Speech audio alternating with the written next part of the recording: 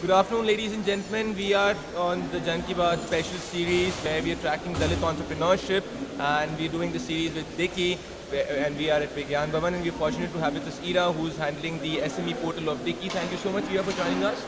Ira, my first question is, can you just elucidate what you guys are doing with respect to the digital platform, and how is Dicky going forward on the digital domain? Okay. So we look forward to three things when we started this platform. As I already kind of said in my speech, one thing was e-commerce. So it's really e-commerce is caste agnostic, right? You can know about market gaps and you can make products and you can promote them at different ways in different markets. So as I said, markets can be deal markets, flash sales, resale, any sort of market. And it's important for you not to just know about your product, but also about how and which market you have to sell at like what time. So if today like Amazon has special deals going on in something, maybe you should be promoting yourself there. And so our job was to let people know that this is what is going to happen, and so that you can take advantage of it, right? And which is completely like there's no caste angle to it, so caste barriers are. So you're trying to eliminate the class difference, caste barriers through this. Through the one part, e-commerce, right? The second part in our sort of struggle is basically market access with large enterprises. So like people.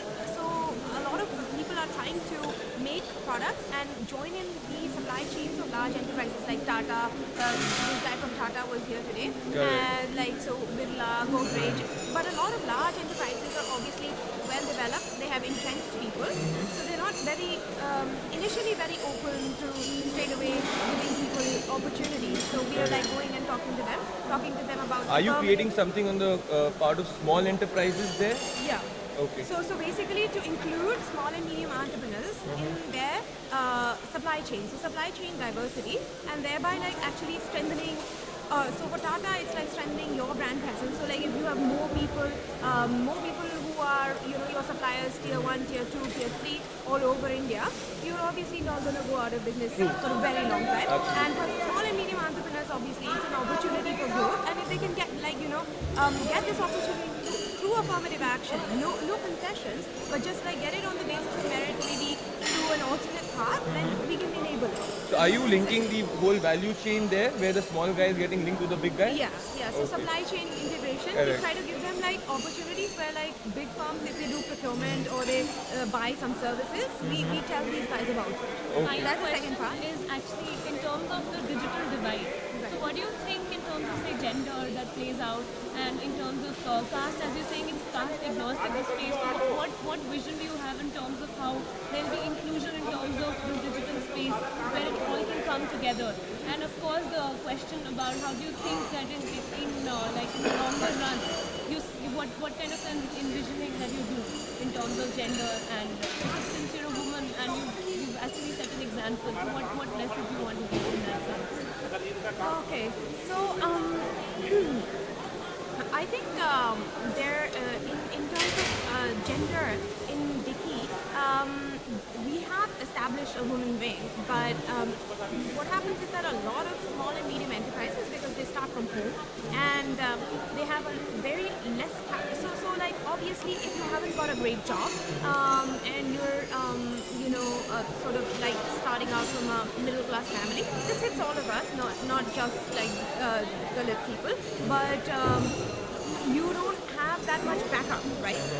So one of the biggest things actually we need in the future is financial capital, access to capital. And what happens is in terms of families, if obviously you've got less capital and you've got a husband as well, you mostly tend to take a back seat.